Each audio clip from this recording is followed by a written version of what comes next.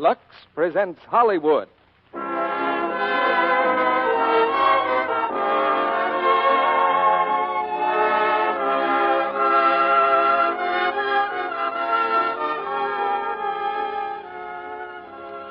The Lux Radio Theater brings you Edward G. Robinson, Gail Patrick, and Laird Cregar in The Maltese Falcon.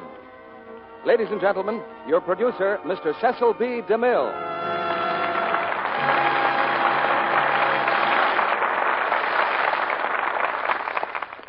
Greetings from Hollywood, ladies and gentlemen. Some people like mystery stories because of the intellectual challenge they present. Personally, I'm seldom able to figure out who done it without skipping to the back of the book. But give me a good detective story, and like presidents, bankers, housewives, and chorus girls the country over, I find that my own troubles fold up their tents like the Arabs and silently steal away. Tonight we point with pride to a triumph of the art. The Dashiell Hammett classic, The Maltese Falcon, brought to us by three of our favorite stars, Edward G. Robinson, Gail Patrick, and Laird Cregar. The Warner Brothers screenplay was masterfully written and directed by John Huston, who comes by his talent naturally because he's Walter Huston's son. For the next hour, we'll follow the eerie trail of this fabulous falcon, which is coveted by many people to their great ill fortune and to the great ill health of a few. I think most of us have a secret desire to be detectives. At least that seems to be very true of this audience, because you've done some good practical detective work by discovering dozens of different ways to use Lux Flakes.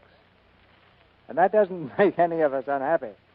Nowadays, many familiar materials are doing a wartime job. Nylon and silk are going into parachutes, cotton, rayon, and wool into uniforms, and many other wartime uses. That means that we on the home front must make the things we have last longer, so that our boys on the fighting fronts will have what they need. You're all trying to track down ways and means to make washable fabrics last. And the clue that's giving you domestic detectives the solution is Lux Flakes. But now let's track down the Maltese Falcon, because here's the first act, starring Edward G. Robinson as Sam Spade, Gail Patrick as Bridget, and Laird Cregar as Gutman.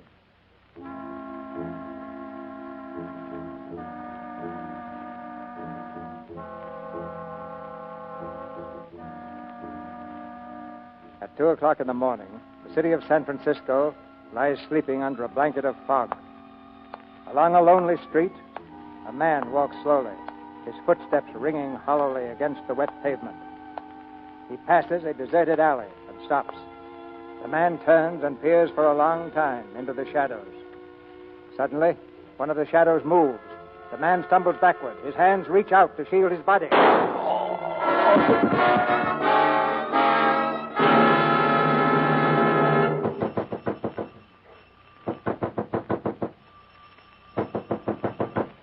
All right, Spade, open up. We know you're in there, Spade. Come on. Who is it? It's Dunne and Polehouse. Want to speak to you. Come in, Lieutenant. Nice time to make a call. Yeah. 4 in the morning. Or did you watch stop? We don't have any hours on the force, Spade. Got a couple of questions to ask you. Sure. Hi, Tom. Hello, Sam.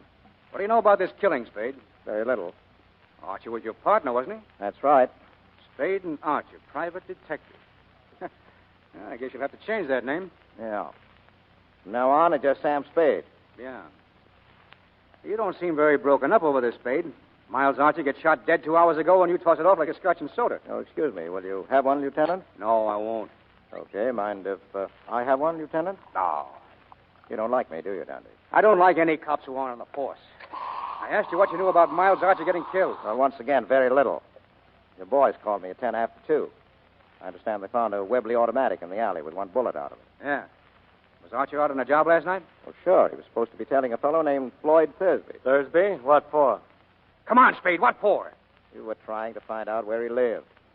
Spade, suppose you answer once without thinking so hard. I don't like this, Dundee. What are you sucking around for? Tell me or get out. I asked you why you were tailing Thursby. I wasn't. Miles was. For the swell reason that we had a client who was paying good United States money to have him tailed. Who's the client? Well, I'm sorry. I can't tell you that. Be reasonable, Sam. Give us a chance. How can we turn up anything on Miles' killing if you won't tell us what you've got? Okay. There was a girl who wanted us to tail Thursby. What girl? Came into the office yesterday afternoon. I didn't know who she was. Effie announced her about 3 o'clock. Said there was a girl this evening, a girl named Wanda.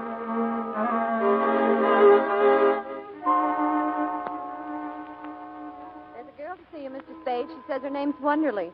What is she, Effie, a customer? I guess so. You'll want to see her anyway, Mr. Spade.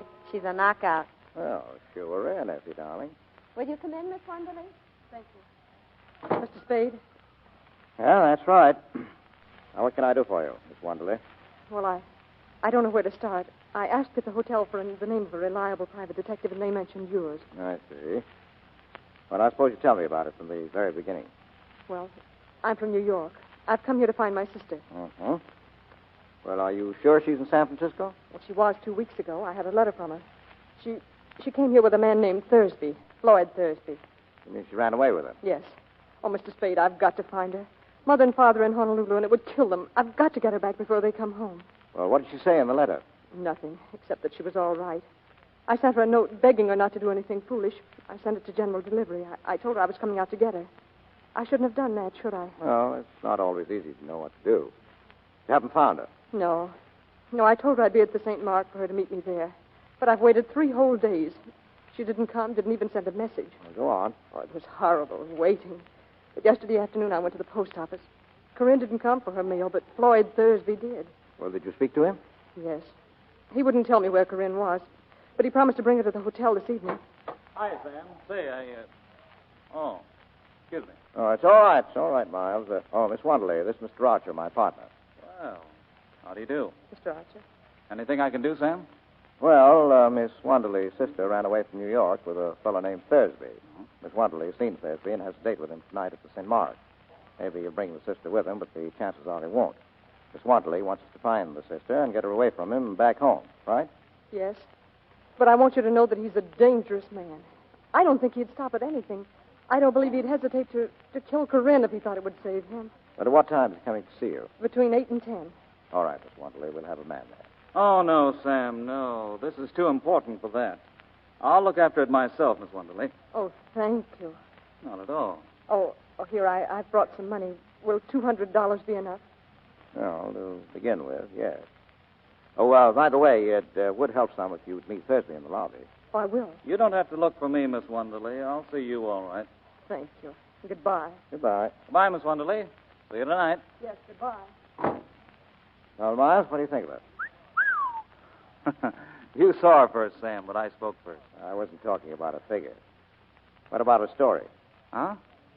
Oh, what about it? Well, you got a great brain, Miles. Yes, you have.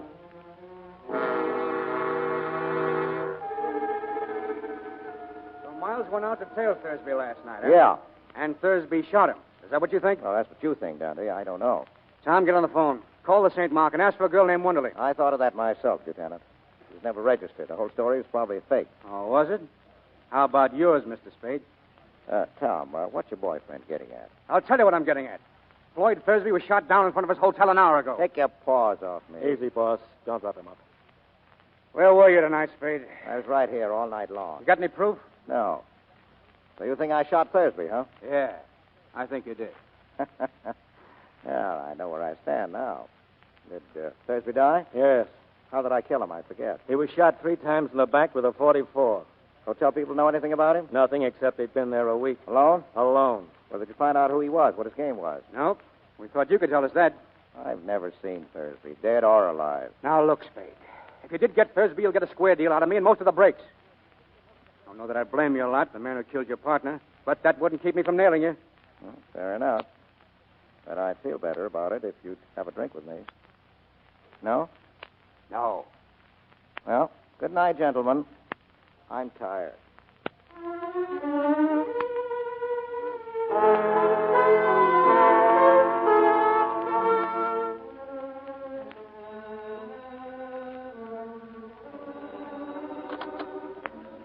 Hello. Yes? Oh, hello, Miss Wonderly. Where are you? Where? Coroner Department 101, huh? I'll be there in a few minutes. Oh, by the way, what's your name this morning? Miss LeBlanc. Okay, Miss LeBlanc.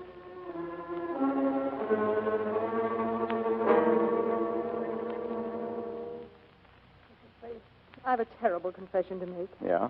Well, go ahead, Mr. LeBlanc. Well, that story I told you yesterday was all a story. Oh, that's all right. I didn't believe your story anyhow. I believed your $200. Oh? You paid too much for someone who was telling the truth. Oh, I see. Now, let's clear up one thing first, Miss LeBlanc. What? Your name. Now, what is it? Not LeBlanc. No, it's really Shaughnessy. First name? Bridget. Bridget Shaughnessy. Oh, that's one I can believe. Mr. Spade, tell me, am I to blame for last night? Well, you warned us that Thursby was dangerous. I wouldn't say it was your fault. Oh, thank you. Mr. Archer was so alive yesterday. So solid and hearty. Now, stop it. He knew what he was doing. Those are the chances we take. Anyway, there's no time for worrying about that. Right now, there's a flock of cops running around with their noses to the ground. Mr. Spade, do they know about me? Well, so far, all they know is that there's a girl somewhere. But must they know about me at all, Mr. Spade? Couldn't you manage to shield me from Well, them? maybe, but I'll have to know what it's all about. Well, I can't tell you now. Later I will. You'll have to trust me. Oh, I'm so alone and afraid. I've got nobody to help me if you won't. Please trust me. Help me. Be generous, Mr. Spade. You don't need much of anybody's help. You're good. Chiefly your eyes, I think. And that throb you get into your voice when you say things like, be generous, Mr. Spade. All right. I deserve that. But the lie was in the way I said it, and not in what I said. You can leave if you like. No, not yet. I've got nothing against trusting you blindly, but I can't do you any good if I don't know what it's all about. For instance, I've got to have some sort of a line on your friend Thursby. I met him in Hong Kong. We came here just last week. Where? Not from Hong Kong. No. Where? Well, I can't tell you. Well, go on. I needed him. I was completely dependent on him. He knew it, and he took advantage of it to double-cross me. How? I can't tell you that either. Well, why'd you want him shadowed? I wanted to learn how far he'd gone, whom he was meeting. Did he kill Archer? Yes, certainly. Well, Thursby had a Luger in his shoulder holster. Archer wasn't killed with a Luger. Floyd always carried an extra revolver in his overcoat pocket. Well, why all the guns? He lived by them. You picked a nice playmate. All right, let's have it now. How bad a spot are you in? As bad could be. Physical danger? Yes, and I'm not heroic. I don't think there's anything worse than death. Now, shut up.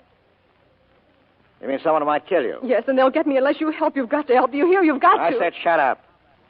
All right, I'll help you. And they'll probably give it to me, too, huh? All right, so what? I guess I won't be the first guy who let a dame make a sucker out of him.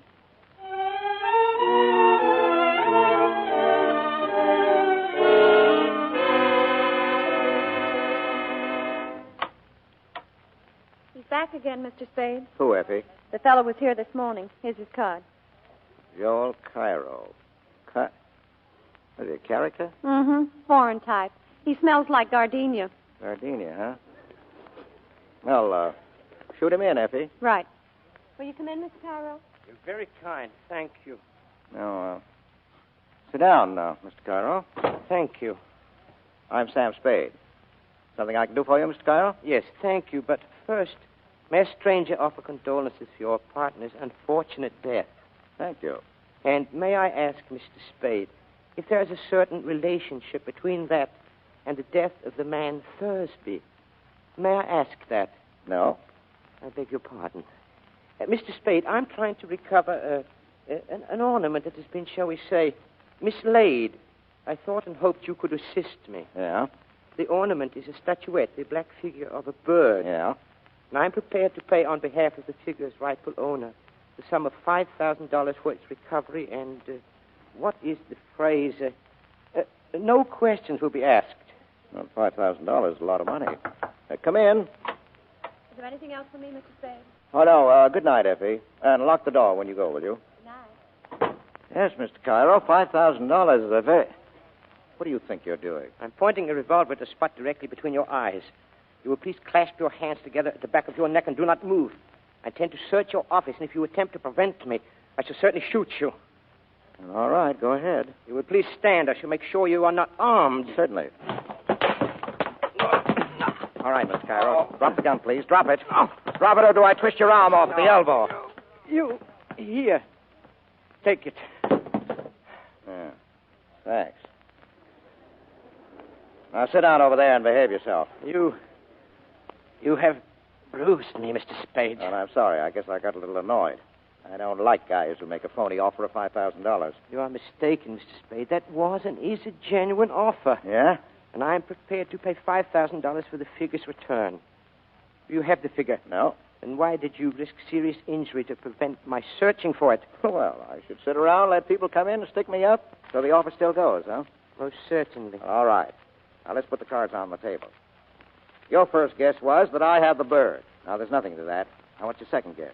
That you know where it is, or at least that you know it is where you can get it. Well, you're not hiring me to do any murders or burglaries for you, but simply to get it back, if possible, in an honest, lawful way. If possible, and in any event with discretion. I'm at the Hotel Belvedere when you wish to communicate with me. Good evening, Mr. Spade. So long. Oh, wait. You know a girl named Wanderley? No, I do not. LeBlanc? No. Well, how about Bridget Shaughnessy? The Hotel Belvedere, Mr. Spade. Room 655. Okay. Oh, by the way, may I have my revolver back, please? Oh, yeah, sure. I'd forgotten it. Yeah. Here you are. Thank you. Now, you will please keep your hands behind your head. I still intend to search your office. Well, I'll be. All right, go ahead. Thank you.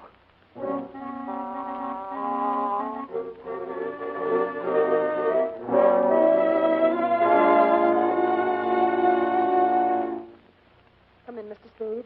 Do you have any news for me? Yeah, a little. I mean, did you manage it so that the police won't have to know about me? No, they won't. For a while, anyway. Oh, and you won't get into any trouble. You won't, Mr. Spade. Oh, I don't mind a reasonable amount of trouble. Do sit down, please. Do sit down, please. Now, look, you aren't exactly the sort of person you pretend to be, are you? I'm not sure I know what you mean. Well, schoolgirl manner, stammering, blushing, and all that. Because if you are, honey, we'll never get anyplace. Now, stop acting. All right, I'm sorry. Good. I saw Joel Cairo tonight. You know him? Only slightly. What did he say? About what? About me. Nothing. Well, what did he talk about? Well, he offered me $5,000 for the Blackbird. Oh, did he? And what did you say? Well, I said $5,000 is a lot of money. It is. It's a lot more than I could ever offer you if I must bid for your loyalty. Oh, that's good. Coming from you. Now, what have you given me besides $200? Have you given me any of your confidence, any of the truth? Can't you trust me a little longer? Well, how much is a little? What are you waiting for? Well, I must talk to Joel Cairo. Well, you can see him tonight. He can't come here. I can't let him know where I am. I'm afraid. Well, my place, then. What about it? All right. Your place. Good. But wait. You'll have to let me go about this in my own way. You mustn't interfere. Well, I'll just sit and listen while you talk over old times. You're a strange person. I like you. Yeah? Well, don't overdo it.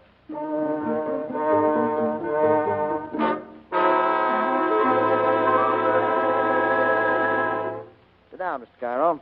Sit down, Miss Shaughnessy. I might advise you, Mr. Spade. There's a boy outside who seems to be watching the house. Yes, I know. I spotted him. What boy? Who is he? Oh, I don't know. A gunman, I guess. He's been telling me around town all evening. Did he follow you to my apartment? No, I shook him before that. Well, let's start the meeting. I'm delighted to see you again, Miss Shaughnessy. I was sure you would be, Joel. Well, I'll mix a drink. Just go ahead, Bridget. Mr. Spade told me about your order for the Falcon. How soon can you have the money ready? It is ready. In cash? Oh, yes. You're ready to give us $5,000 if we turn over the Falcon to you. I should be able to give you the money at, say, 10:30 in the morning. But I haven't got the Falcon. What? Oh, don't worry. I'll have it in another week at the most. Why must I wait a week? Well, perhaps not a whole week. And why, if I may ask, are you willing to sell it to me at all? I'm afraid, after what happened to Floyd. I'm afraid to touch it except to turn it over to somebody else right away. Tell me, exactly what did happen to Floyd? He was murdered by the fat man. Fat man. Is he here? I don't know. I suppose so. What difference does it make? It might make a world of difference. Yes, you might be able to get around the fat man, Joel, as you did that one in Istanbul. What was his name? The one you did away with. That is a lie, you dirty little... Get away from her. Get away, do you hear? Oh! Now, cool down.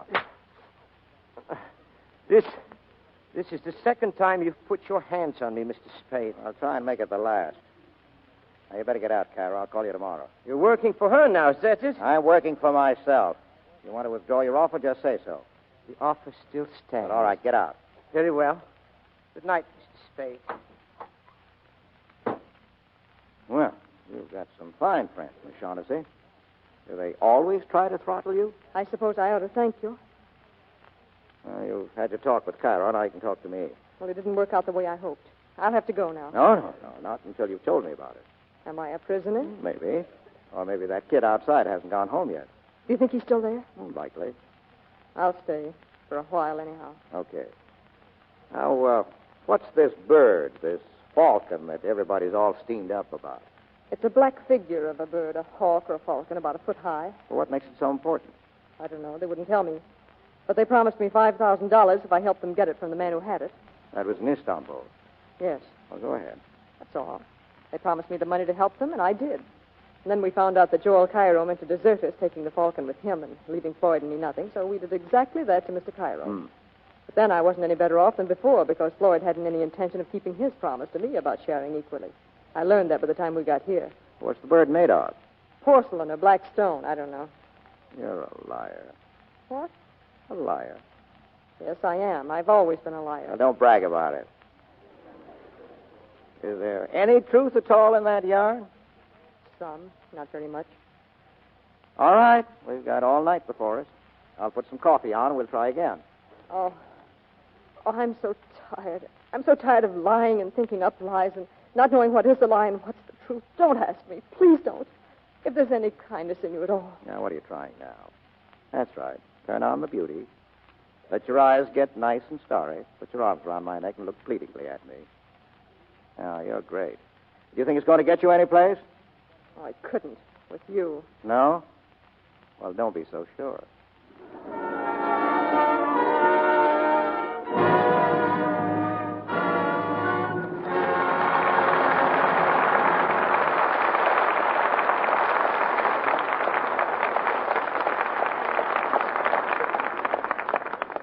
We'll hear Act Two of The Maltese Falcon, starring Edward G. Robinson, Gail Patrick, and Laird Cregar, in just a moment. Meantime, I have exciting news for you. The package of Lux you have in your home now looks just like the package you've always bought. But the flakes inside have been improved so that they can help you more than ever to save washables in wartime. Washables that may be irreplaceable. Remember, the Lux your dealer has now in the same familiar package is new improved Lux. Improved 3 ways. The first way, Mrs. Burton, how would you like to have a Lux that's even milder and safer than ever? Why, that would be wonderful. But it's hard to see how Lux could be milder. Well, new improved Lux is the mildest, safest ever made. To give today's precious washables the super safe care they need to make them last longer. Now, Mrs. Johnson, suppose I told you suds from new improved Lux are even richer, more cleansing than before. Why, that's just what I need for the children's things. A soap that's really mild, but that really gets after the dirt. And Mrs. Sutherland, how would you like a Lux made with suds that are even longer lasting? Even longer lasting than before? Why, that would make Lux thriftier than ever. Yes, new improved Lux is better than ever for every soap and water job you have to do. First, it's the mildest, safest Lux ever made. Second, its suds are richer, more cleansing. Third, they're longer-lasting suds that do more work. Give more of your washables this super-safe Lux care. Not only silks and woolens and rayons, but gay cottons, all your colored things. New improved Lux comes in the same familiar box. Your dealer has it now. Now, our producer, Mr. DeMille. Act Two of The Maltese Falcon, starring Edward G. Robinson as Sam Spade, Gail Patrick as Bridget, and Laird Cregar as Gutman.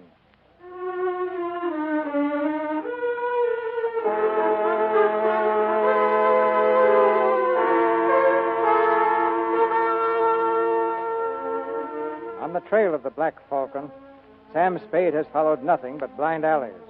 But now a call comes from his secretary. He was here twice, Mr. Spade. He wouldn't leave his name, though. No place I can reach him? He said something about the Hotel Barclay. Well, what did he look like, Effie? Can you describe him? Well, that's easy enough. A big fellow, about 270 pounds. Yeah? The Fat Man.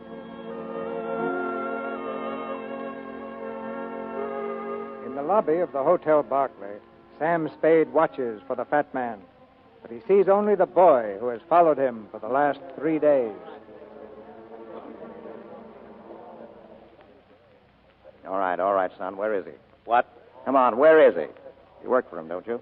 Who? A fat man. I want to speak to him. What do you think you're doing, Jack? Kidding me? I'll tell you when I am. You've been tailing around after me for 3 days, and I'm getting a little sick of it. You can tell the fat man I said so. Shove off. You'll have to talk to me before you're through, Sonny, and so will he. I said shove And you off. can take your hand out of your pocket. Guns don't scare me much. Keep asking for it, and you're going to get it. Plenty. People lose their teeth talking like that.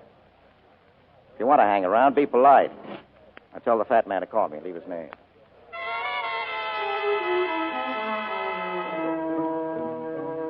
Hello, Mr. Spade.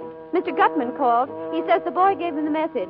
Room 407, the Barclay, this afternoon at 3.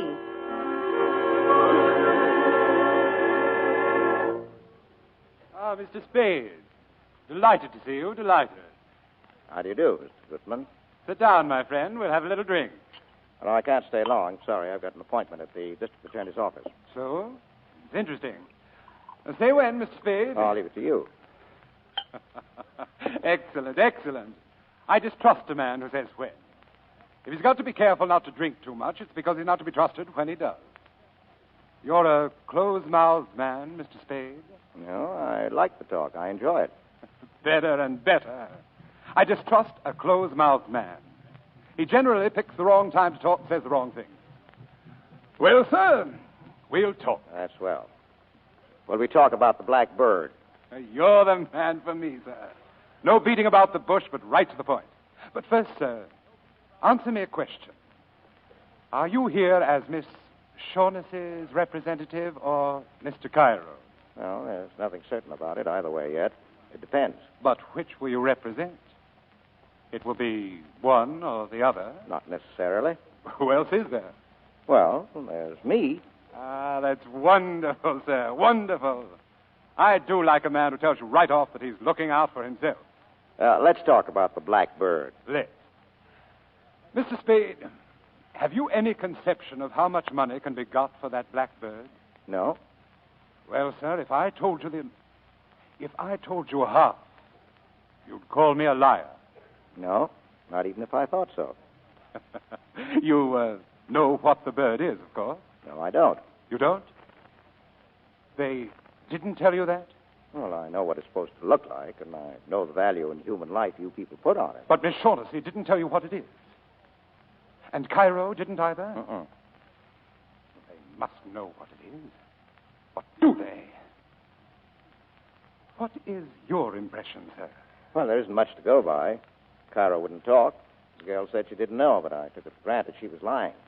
Then they don't know. I am the only one in this whole wide, wonderful world who does. Oh, that's great. When you've told me, that'll make two of us. Mathematically, correct, sir. But I don't know for certain that I'm going to tell you. Now, don't be foolish. You know what it is. I know where it is. That's why I'm here. Well, sir, where is it? There, you see?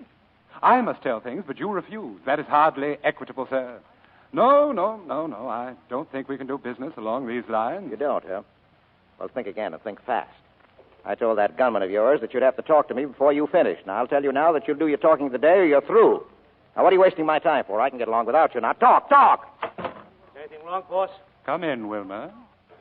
Oh, yeah. Yeah, come in, Sonny. Keep your hand off your gun or I'll knock your ears down. Listen, you... Wilmer. Just stand over there, Wilmer. Excitable young man, Mr. Spade. Well, make up your mind, Gutman. While you're doing it, keep that gunsel away from me. I'll kill him. Mr. Spade, I must say you've a most violent temper. I'll think it over. You've got till 5:30. Then you're either in or out for keeps. Now,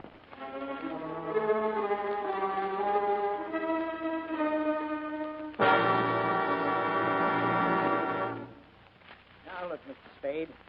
I've got a murder on me. The boss is yelling for a conviction. We need your help. Now, perhaps you don't, but you could make an excellent guess. Well, my guess might be excellent or it might be crummy, but Mrs. Spade didn't raise any children dippy enough to make guesses in front of a district attorney and a stenographer. Mr. Spade, I wish you wouldn't regard this as a formal inquiry, and please don't think I have any belief in those theories that police seem to form. You see, they think you killed Thursday. Yeah? Well, what's your theory? Simple. Tell me who Archie was shadowing Thursday for, and I'll tell you the murder. Oh, that's where you're wrong. Whether or not I'm wrong isn't for you to judge. I'm a sworn officer of the law, Mr. Spade. My duty I is... thought this was an informal talk. It is, Well, then but listen. The police think I'm mixed up in those, Kelly. Well, my best chance of clearing myself is to bring in the murderers all tied up. My only chance of ever tying them up is by keeping away from you and the cops, because you'd only gum up the work. Now, just a minute. And Mr. I don't want Spade, any more of these informal talks. If you want to see me again, pinch me or subpoena me or something, and I'll come down with my lawyer. See you at the inquest.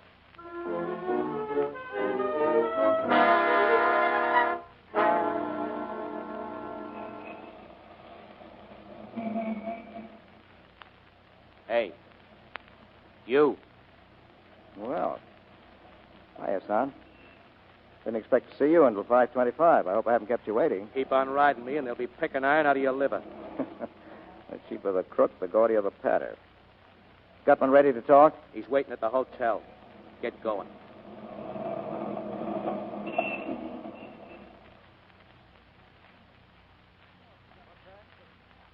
Oh, they're on their way up now? Thank you. Oh, hello, operator. I don't want to receive any calls for about an hour. Yes, thank you. Come on, get in, Sonny. Mr. Spade. Here, Gutman. Here's your gunman's six-shooter. Well, what's this? I took it away from him. I was afraid he might hurt himself. I'll get you, Spade. Someday I'll let you have it right in the face. Come on, get out of here. Wait outside, Wilma. By gad, sir, you're a chap worth knowing. An amazing character. Here, I've mixed a drink for you. Thanks. Oh, by the way, I owe you an apology. Now, never mind that. Never mind. Let's talk about the bird.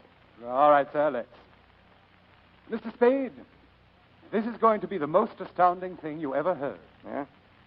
What do you know, sir, about the Knights of Rhodes? Nothing. Well, they were crusaders, Mr. Spade. In 1539, these crusading knights persuaded the Emperor Charles V to give them the island of Malta. Yeah? He made but one condition. They were to pay him each year the tribute of a falcon in acknowledgement that Malta was still under Spain. You follow me? Yeah, so far. Good. Well, sir, the knights were profoundly grateful to the Emperor for his generosity toward them. Uh-huh. The very first year, they sent him not an insignificant live bird, but a glorious golden falcon, encrusted from head to foot with the finest jewels in their coffers. Well, sir, what do you think of that? I don't know. These are facts, historical facts. They sent this jeweled bird to Charles, who was then in Spain. But it never reached Spain. The famous Admiral of Buccaneers took the knight's galley and the bird. In 1713, it turned up in Sicily. In 1840, it appeared in Paris. Oh. It had, by that time, acquired a coat of black enamel so that it looked like nothing more than a fairly interesting black statuette.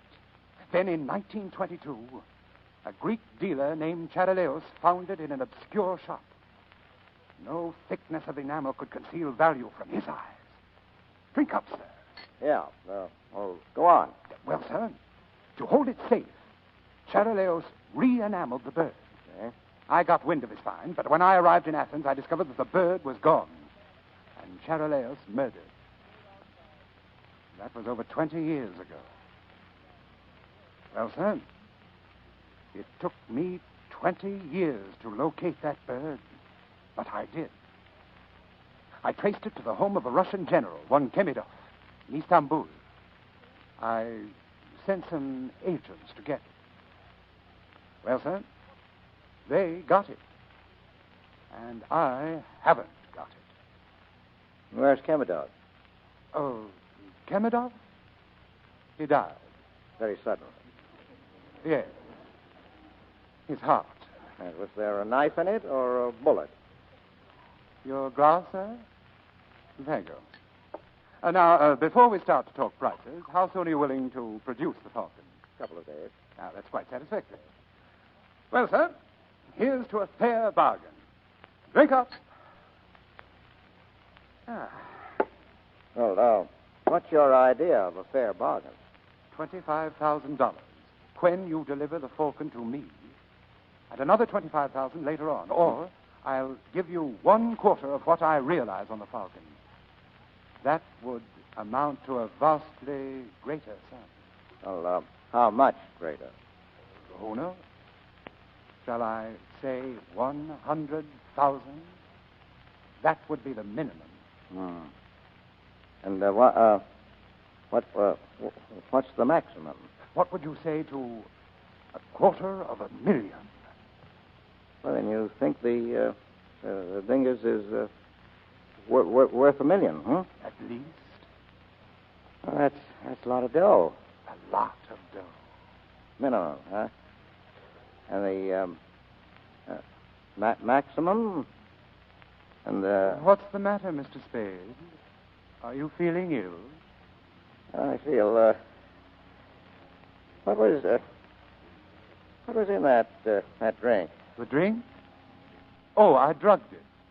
Yeah? You'll be unconscious very shortly, Mr. Spade. You'd better lie down. I wouldn't want you to fall. Well, that's very good. That's very... Oh, dear. Oh, Joel, come in. Is he unconscious? Yes. You know, he's a very interesting person, Joel. The kind of a man I enjoy dealing with.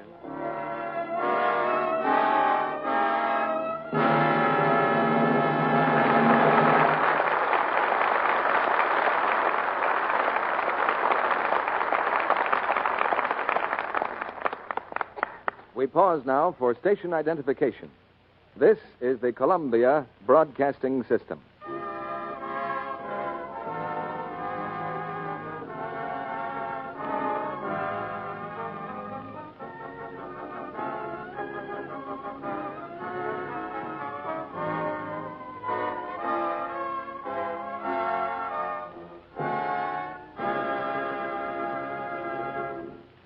After a brief intermission, Edward G. Robinson, Gail Patrick, and Laird Cregar will return in the third act of The Maltese Falcon. Now, here's a question for the women in our audience.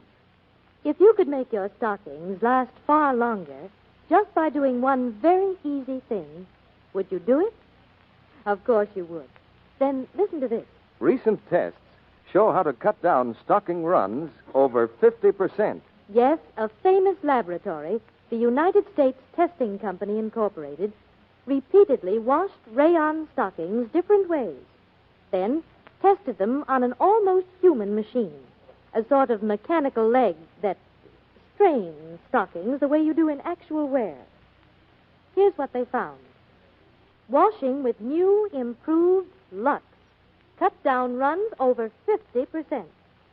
Yes, the Lux stockings tested on the machine didn't go into runs nearly as easily as stockings washed with a strong soap or rubbed with cake soap. They lasted ever so much longer. You see, new improved Lux saves elasticity, so stockings can take extra strain without breaking into runs so easily. And here's what girls find in actual experience. Why, I got over twice the wear from my Lux stockings. Lux cut my runs almost in half. That means a lot now that stockings are so precious. Better stick to Lux and avoid those enemies of stockings, cake soap rubbing and strong soaps. One special hint about rayons. They need 24 to 48 hours drying time. Get new improved Lux tomorrow. It's in the same familiar box, and your dealer has it right now. Now, Mr. DeMille returns to the microphone. One of tonight's stars flew the Atlantic recently. We'll hear about it right after the play. Now the third act of The Maltese Falcon, starring Edward G. Robinson, Gail Patrick, and Laird Cregar.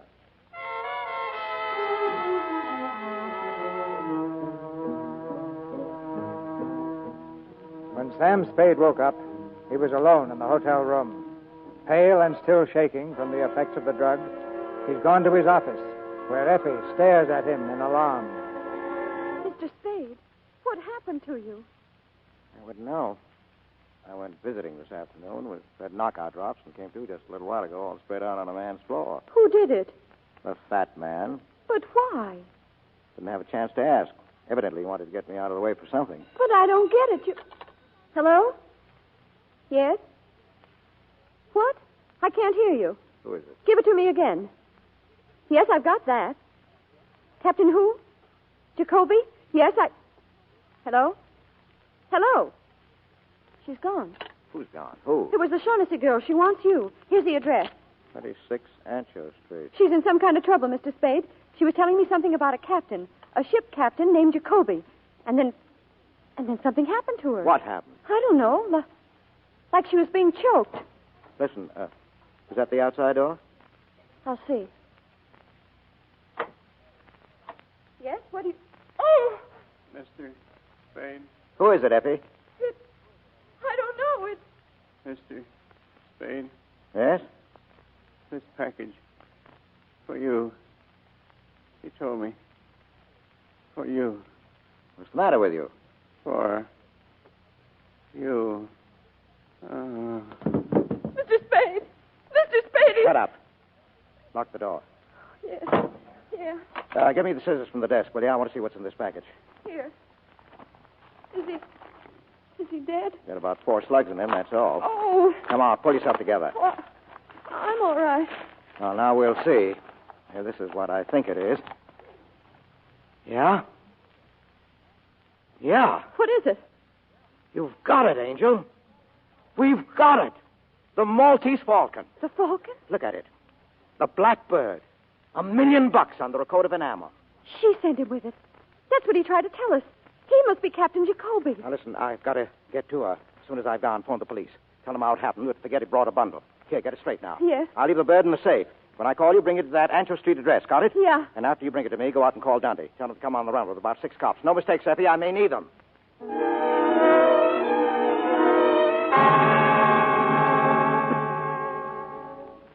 Just keep your hands up, Mr. Spade, and come in. Wilma, shut the door. Well, sir, we're all here, waiting for you. Now, let's sit down, Mr. Spade, and be comfortable. Sure. Sam, I tried to call you. I wanted to tell you. Oh, it's all right, honey. Take it easy. But they've been holding me here all last night and today. But you've come to no harm, Miss Shaughnessy, as yet. Oh, Mr. Spade, I believe you know Mr. Cairo. Yeah. How'd you do? And Wilma, of course. You carrying a rod? Let me see. Now, get away. You're not going to frisk me. Stand still. Put your paw on me, and I'm going to make you use that gun. Ask your boss if he wants me shut up before we talk. Sit down, Wilma. Mr. Spade, you're certainly a most headstrong individual. Well, let's talk. Yeah.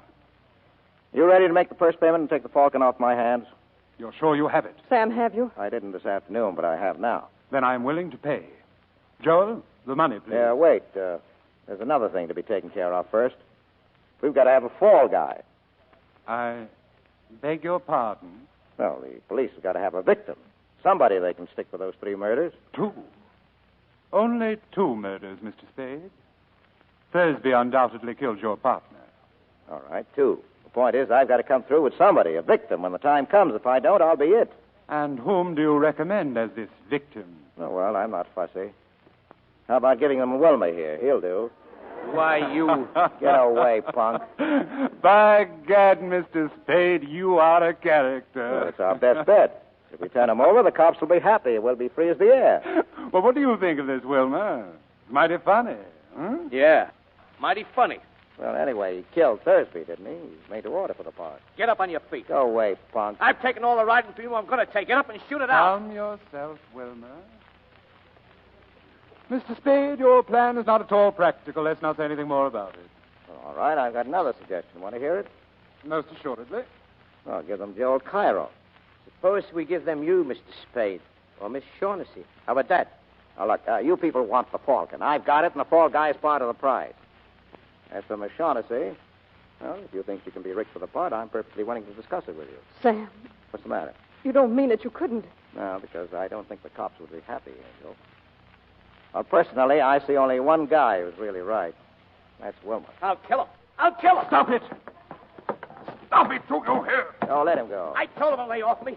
I warned him. I hated to do that, but the punk had it coming to him. There's your fall guy, Mr. Gutman. What do you say? I don't like it, sir. Well, either you'll say yes right now, or I'll turn the Falcon and the whole lot of you in.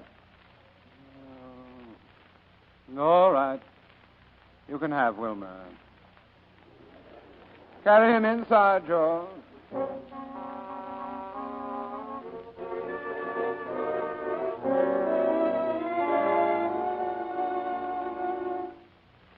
secretary left an hour ago with the Falcon. She ought to be here in a few minutes. What about the money, Gutman? In a few minutes. When she gets here. Good enough. Now, let's get the details fixed.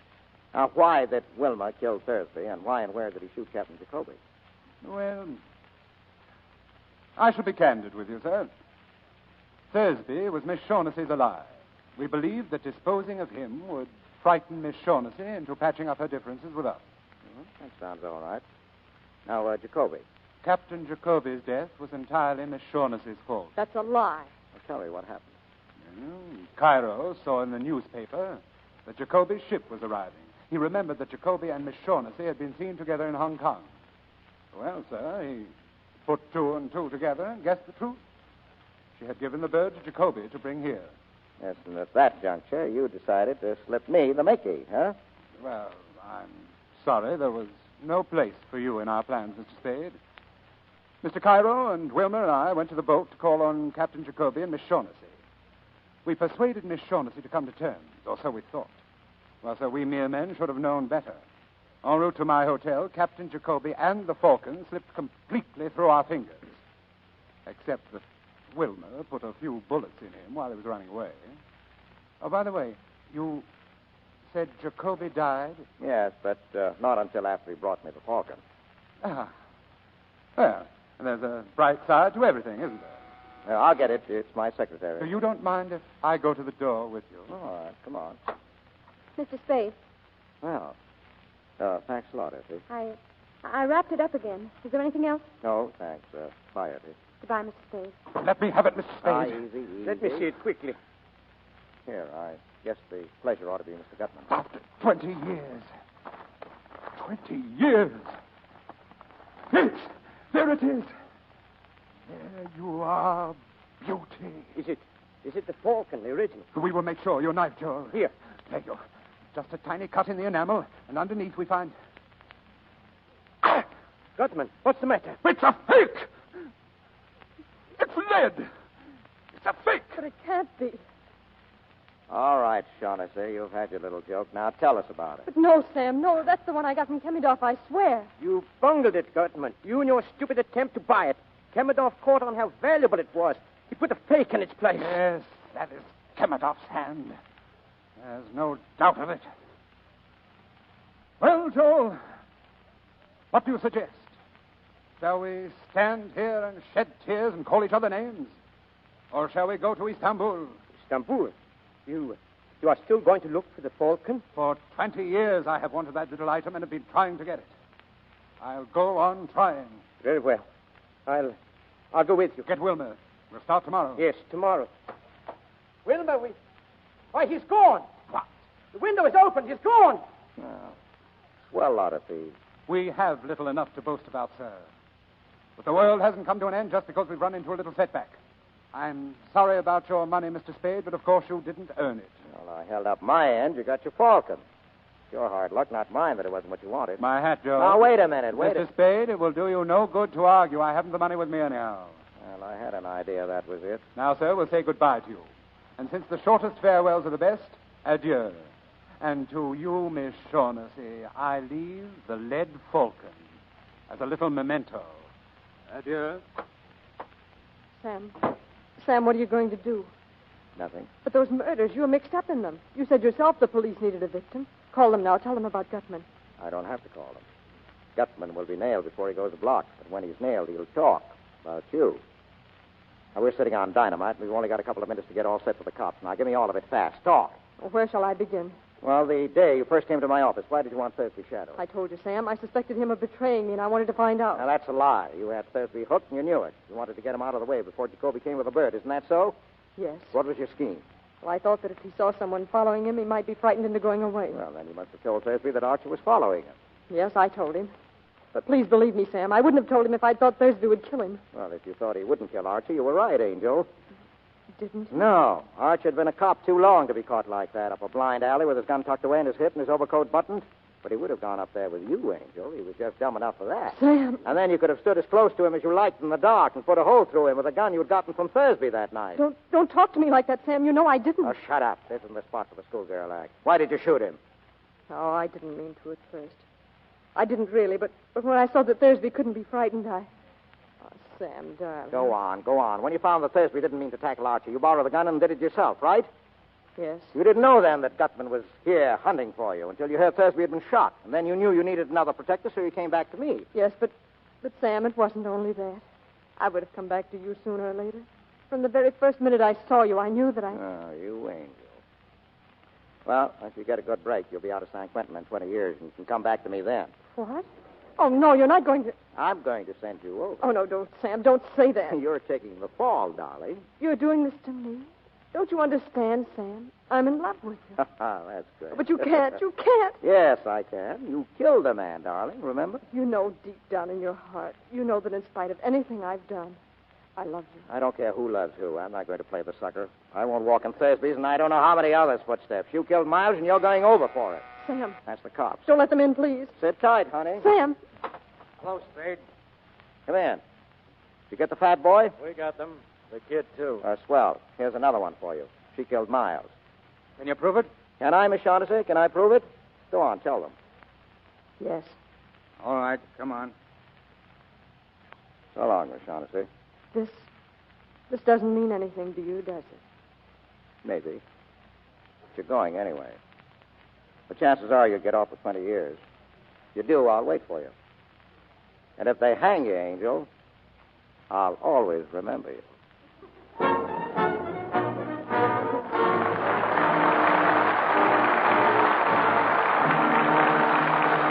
stars will return to the microphone in just a moment. But now, listen a minute. Ammunition for attack. Shells for defense against the enemy. Our boys must have these things to win the war. And you may be unknowingly throwing away material needed to help them win. Waste fats and greases from your kitchen contain glycerin, one of the things that goes into the making of explosives. No amount is too small to save. Think of it this way. One man doesn't make an army, yet together, millions of individual Americans make up the finest army in the world. If every American housewife turns in 1 pound of waste household fats a month, together, that will make 540 million pounds of smokeless powder a year. Now, here's what our government asks us to do. Strain waste fats and greases into a can. Any clean, smooth-edged can. Don't use glass or paper containers because they break or leak. The cans you use will be salvaged later. Keep the can in a cool place, and when it's full, take it to your local meat dealer. He'll pay you cash for each pound of fat. Try to do this early in the week when he's not so busy as weekends. Remember, only waste fats and oils are wanted, not anything you can use or reuse yourself. Every bit is precious. Save it carefully. Within 21 days of the time you turn it in to your butcher, it will be on its way to send your message to the Axis. Now, here's Mr. DeMille. Next week's play asks a very vital question. So vital, I'm taking it to the man on the street for an answer before I introduce our stars. The question, are husbands necessary? Now, here's a man who's just come in from the street. What do you think, sir? Are husbands necessary? My wife says yes. My draft board says no. Me, I just do what they tell me. Now let's see what this young lady has to say. In your opinion, miss, are husbands necessary? Are you kidding? Well, that's the way it goes. Nobody agrees. But we'll go into that matter later, because the big news has to do with George Burns and Gracie Allen. Tonight, the Maltese Falcon had its share of thrills. But in recent weeks, Edward G. Robinson has been on the road to adventure in real life. We'll get the inside story now, as he and Gail Patrick and Laird Krieger come back for a curtain call. It must have been pretty exciting crossing the Atlantic in wartime, Eddie. Well, we went over by plane, Gail, and as we approached the other side, it was nip and tuck there for a few minutes. I wasn't sure whether I'd make it or not. Nazi planes go after you? No, we were playing bridge, and I made the bid doubled and redoubled. Did you fly back, too, Eddie? I came back on a ship, Laird. I was sure I'd get a chance to see a submarine, but nothing happened. The word must have gone out that Little Caesar was aboard. Now, don't kid about that, CB. Purely because of Little Caesar, I received a great distinction. The fellows made me an honorary member of the gun crew. So seriously, Eddie, in entertaining our soldiers in England, how did you find them? Are they cheerful? Cheerful and determined, CB. As for the English people, nothing seems to bother them. They've had rationing so long it isn't the topic of conversation now. That great clock, Big Ben, was symbolic of the whole country to me. Every time it strikes, it seems to be saying, it's later than you think, Adolf Hitler. I suppose you did some broadcasting yourself while you were there, Eddie. Well, one afternoon I broadcast 6 messages to the continent in French, Spanish, Romanian, German, Danish, and Italian. What, no Greek? Well, I'm working on Russian at the moment, dear. I want to be able to say thank you to all the Russians I meet from now on. You've had many successes on the screen, but in years to come, I think you will value most the success you achieved in this job for your country. Oh, thank you, C.B. What are you doing here next week? Well, that's when the big question comes up again, Eddie. Because next week, our play is the Paramount comedy hit, Our Husbands Necessary. And in it, we'll present those eminent thespians, George Burns and Gracie Allen. In the play, George works in a bank, and Gracie is secretly trying to help his career. So tune in next Monday night and get Gracie Allen's answer to that burning question, Are husbands necessary? Oh, sounds like a lot of fun, C.B. Good night. Good night. Good night. Good night. And don't miss George and Gracie.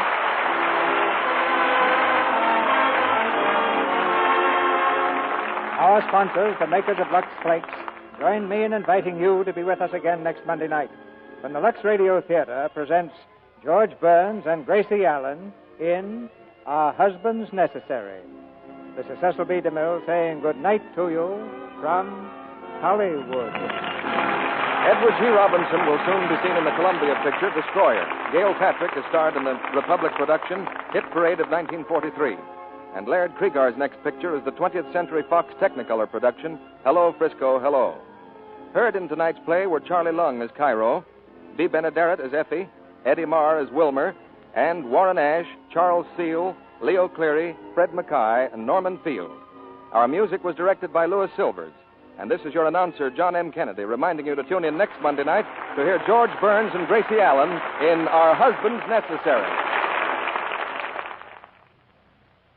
Here's what Betty said. Hasn't Jane got a lot of pep and charm? But here's what Betty thought. That woman gets in my hair. Where does she get all that energy? Do you envy others because they have more pep than you? Maybe your trouble is plain vitamin.